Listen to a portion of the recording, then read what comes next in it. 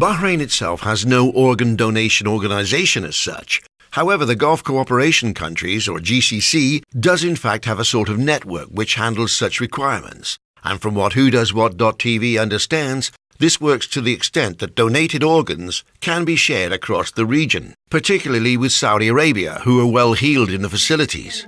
A day-long workshop took place in Bahrain, whereby a group of dedicated surgeons and philanthropists gathered with around 80 or so medical professionals from Salmania, which is the main hospital complex in Bahrain. The group's ultimate goal might well be to have Bahrain's own complex facilities, but for now, they're just trying to overcome sensitivities and generate awareness, and perhaps more important at this stage is to generate a donor database, such as exists in Europe and the States, while at the same time encourage many more people to state their intention to be organ donors by signing a card or have it registered on the identity card chips. Mona Al-Moyed, who is managing director of the YK Al-Moyed group in Bahrain, stated that the Yusuf and Aisha Al-Moyed charity has allocated more than $3 million towards facilities, which as yet has not been utilized. Also, like 2 years ago, our charity Aisha and Yusuf Al-Moyed donated 1.4 million to build a kidney transplant in Salmania Hospital.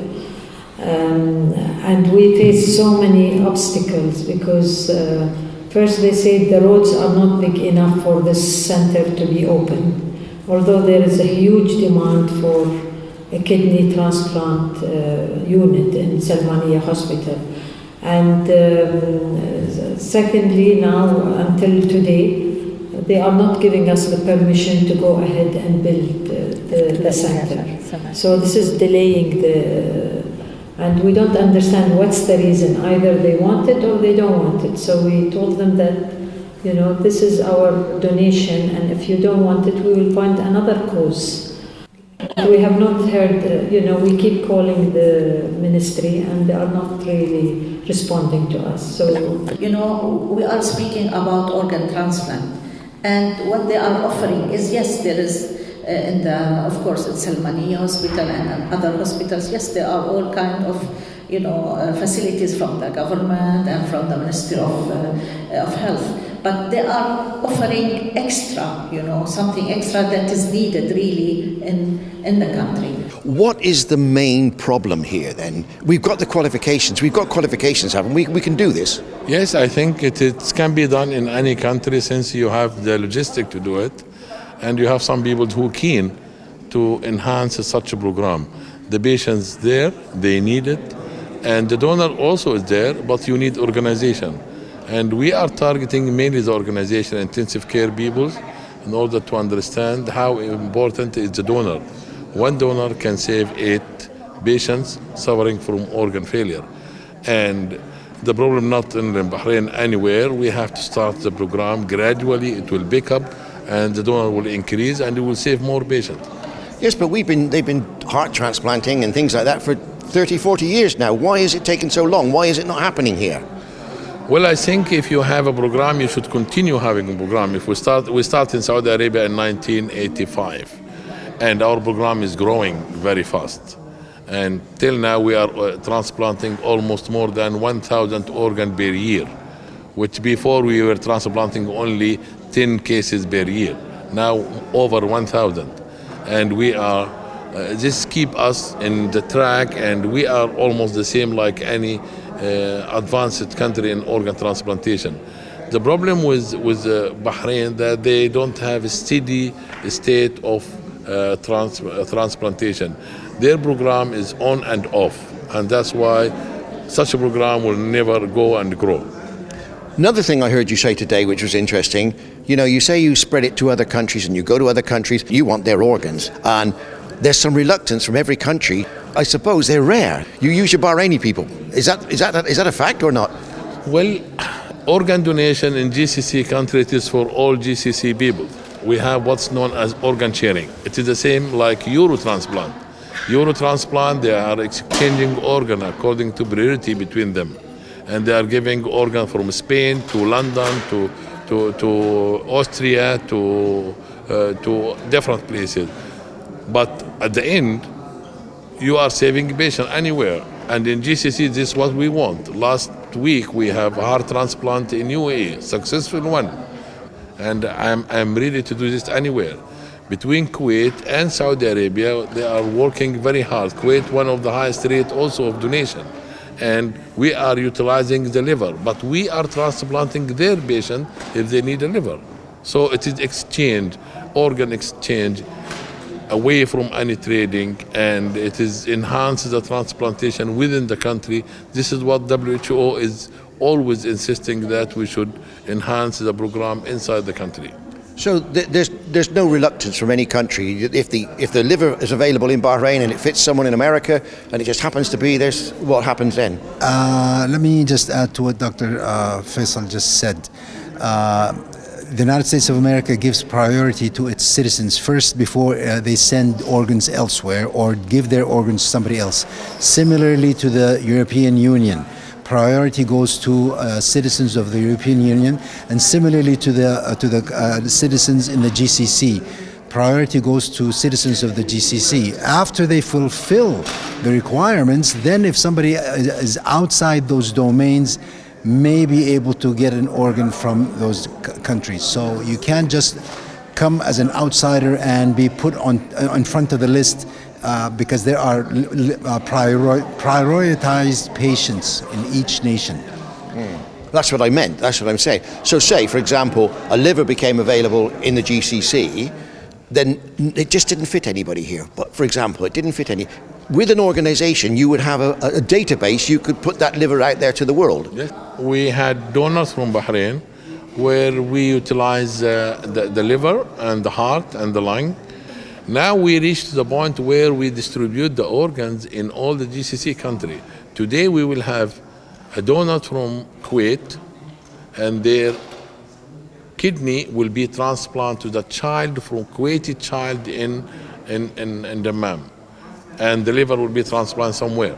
So we have such cooperations between us because they don't have pediatric transplant in Kuwait. So we help them to do it for their patient. Also, if they have liver failure patient and he need liver, we transplant the liver for the Kuwaiti patients, or from even Bahraini, if they are in need, we help this. We don't have, something to prioritize the patient before the other. But with other country, yes. We got also before kidney from Spain, and a good number of kidney coming from Spain to help to initiate the program in Saudi Arabia. More than 64 kidney came from Spain. And also Spain, we are giving to Pakistan in order to initiate the program. Also Saudi Arabia gave kidney. In spite of that, we have a long waiting list to Dubai and Abu Dhabi in order to start their program. And they start now.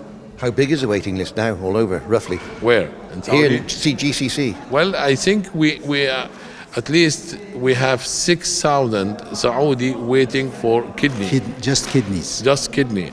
And we are transplanting this year probably more than 1,000 kidney, but it's not enough. Is it prevalent, kidney disease, with the Arab countries more than anywhere else? No. Because I notice there's a lot of kidney transplants going on around here. Yes, but still we are one of the highest recipient worldwide. Probably we are the third or fourth country. In the United States, it's 250 per million population. In Europe, it is 50 to 70. So we are in the medium. So we don't have high prevalence of kidney disease in our community. But it's just more noticeable because we're a smaller population altogether. I suppose that's what it is. One of the issues that is epidemic in the Gulf states is the high prevalence of diabetes and hypertension and obesity, and all of these are main factors to cause renal failure. So as a consequence, people with renal failure are higher than the rest of the other organ failures in the GCC countries. That's why, as Dr. Faisal was saying, on the waiting list, at least in Saudi Arabia, we have 6,000 people on the waiting list just waiting for kidneys. We haven't even touched upon talking about those who need hearts, who need lungs, who need pancreases, and so on. If we had this organization, are we talking about helicopters and fast ambulances and all this special thing? I mean, it's a lot of money. It's a lot, but in Saudi Arabia we are using Medivac from military hostel, from military institutions, and they are helping us a lot.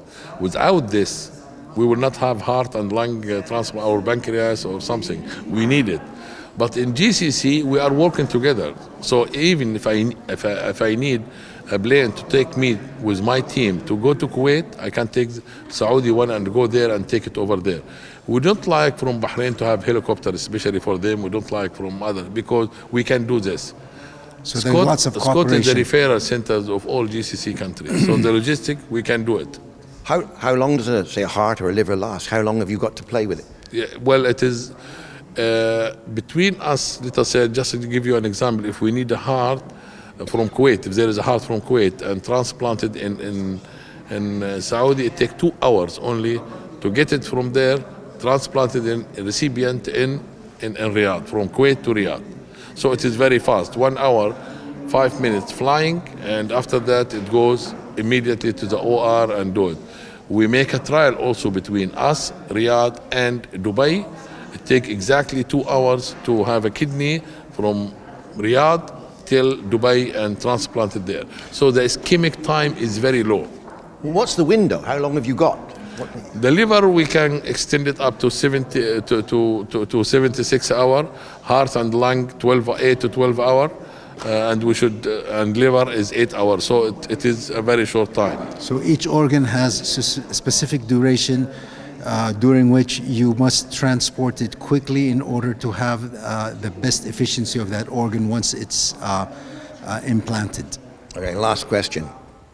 What is the religious aspect of this? Because we're in an area where, I mean, a lot of people, they don't like abortion, they don't like this, they don't like that. What about this? What's the truth? The truth is that all the religions are accepting a donation.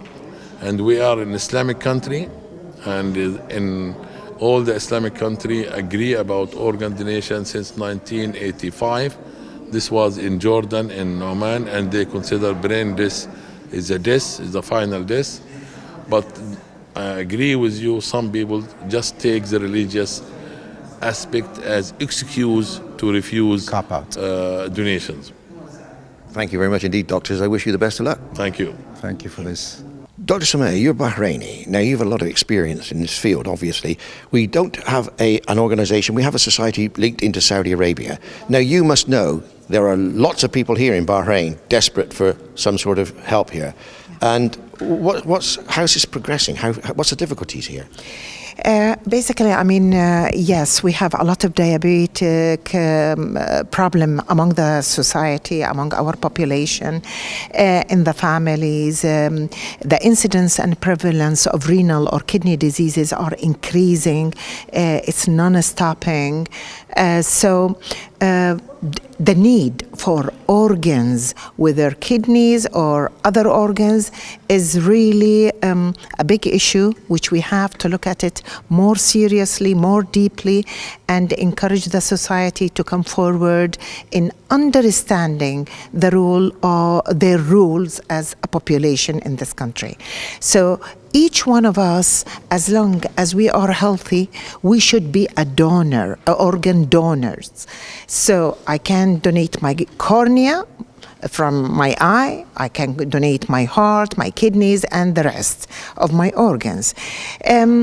It is very well known that we are among the most educated people in the GCC. So I can't see why our population translate this fact in this aspect. I'm talking about come forward and donate your organ.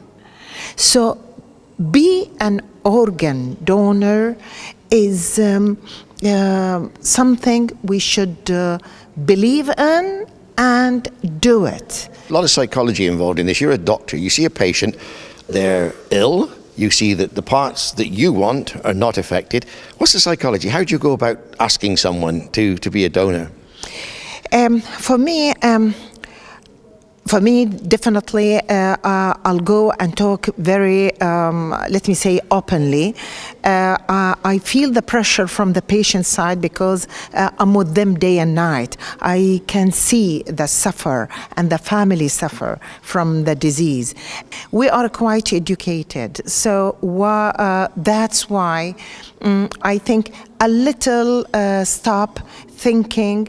Religion is with supporting, government is supporting. There is, our friends in the GCC or colleagues are supporting. So there is no obstacles per se. It's basic individual education. That's what we need. It's tough. It's tough. Patients need help, and we have to do something. Last question then, what's, in your opinion, you may not have accurate figures, what's the acceptance percentage? When you ask someone, would you like to be a donor, how many people say yes, how many people don't? I will tell you something. We have done this as a questionnaire in one of our activity in the society, which we called it World Kidney Day.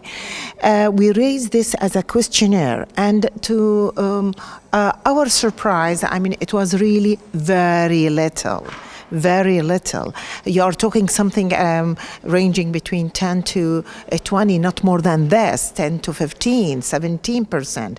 And to our surprise, the majority of those people, number one, they were female.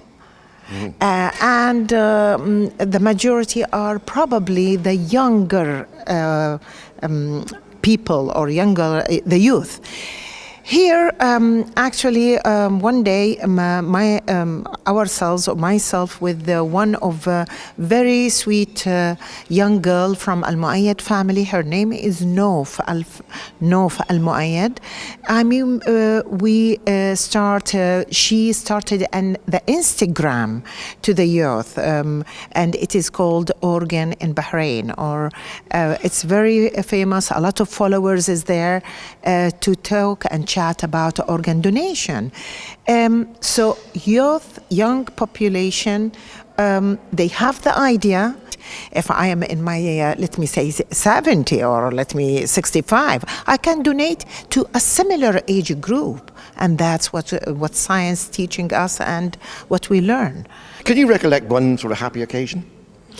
There is a family, very nice family. The father or the patient receive an organ. A lot of emotions initially. I receive a message from the wife after many months, almost 7-8 months, to tell me a very nice word that, Dr. Sumaya, I got younger because my husband is back to me. Thank you very much for the new life for not one person. You give a total of 6 members. Well, it's a good story. Yeah. And we'll cover that with all the money it costs to do it as well, and the money it saves. Thank you very much indeed, Doctor. Thank you very much. Dr. Harley, you're the head of this committee. You're the organizer. We've heard already today about the ins and outs of the organization and so on. Now, you are concentrating on the media aspect of this a lot. What have you got to do? What have we got to do? Oh, it's a very great question. Media is very important today, especially social media, because today everybody has Instagram, Facebook, this and that. We want to spread the word that organ donation is something very noble. It's very important for everybody. Some people say, no, it's not our interest. Yes, it's the interest of everybody, because you don't know tomorrow what will happen to any of your organ. Maybe something will happen to your kidney, to your anything. So always, if you are in suffer, you need the help of anything. So as a committee, we have to spread the word that it is important for each and every person here living in Bahrain and of course in the GCC, because we have great connection with Saudi, of course, and all the other GCC countries, UAE, Kuwait, Oman. And we like to say that everybody has a responsibility. For what? For understanding the real meaning of organ donation. It's not selling. It's not just throwing your a person who you love, if he suffer from brain death. It's not cutting his body or torturing him. So, how long have you been doing this, and what's the results? So, how do you feel comfortable that you're getting the message out? Until now, yes, I'm comfortable. I'm happy that we started, Today, what we did today with the symposium was very important, because mostly, as you heard from everybody, that the lack is of information. We don't know who has brain death or who doesn't have. That's why today, after we spread the word for all these 50 nurses, sometimes I think 55 nurses and the doctors who were here, we want them to know that it's your responsibility to say that this person has brain death, because here comes our role, our role in the committee, to go to the society, to the hospital, and see who is his relatives, who is the relative, who is the kin of this person who's suffering from brain death, to persuade them to donate some of his organ to another person who's in the hospital. There's a lot of people who are suffering and who are in need. In Saudi, they did a campaign throughout the whole Saudi, all Saudi, and they say that if you donate this, you are offering life. So now I think they have 4 million people who sign up this form that we are ready to offer. And I'm sure that it happened in the case last month in Saudi, that if any of these people who signed up their form that we are ready to offer our organs, if they suffer brain death, their parent will sure accept to donate some of his organ to another person. Because when he is alive, he said, I'm ready. And this is something good that I can offer somebody else after my death to live a better life. There's a time delay. If someone dies in an accident, you've only got so much time before that organ becomes useless. We have to have something to speed this. Check the register straight away. Yes. There has to be something like this, yeah? Yes, there has to be something like that, but until now we don't have. Inshallah, we hope that soon we will have something like this here in Bahrain. After a car accident or after any accident in work or in the house, all these kind of accident that might happen, and you don't know who is the donor, That's why if we have this list, it will facilitate for us our job. Right, last question then. Whose door are you knocking? You're knocking the media's door here, and the media's here, and they're listening to you. They're going to put this out for you. Whose door are you knocking to get this organized? I'm knocking the door of each and every Bahraini who's living in Bahrain. This is very important for each and every one of us, for Bahrainis, for non-Bahrainis, for every person who's living in Bahrain, because this lead to the happiness of everybody of us. But we got to have a government body somewhere that's going to control this.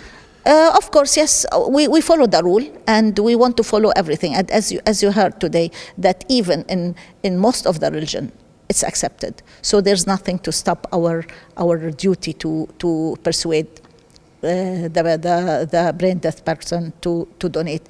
It's a very common now that yes, organs are transplanted, but you have to persuade them that this is a good procedure, and it's not selling. It's not that you are doing something wrong. It's a very noble thing. So again, whose door are you knocking in the government to get the box? Of course, now the parliament want to contact the parliament, because if they are persuaded, as most of the people that we meet today, they are persuaded, they will help us to issue very quick and fast chart to say that this is accepted any time from every person. Excellent. Thank you very much indeed, Dr. Most welcome. Thank you for coming, and thank you for your colleague. My best friend is Felta. It's an honor for us, your presence here with us today in Gulf Hotel, after we finished this symposium for 50 nurses and more than 20 doctors, and it was really a great success. You can have her organs. This is Greg Hopkins for WhoDoesWhat.tv.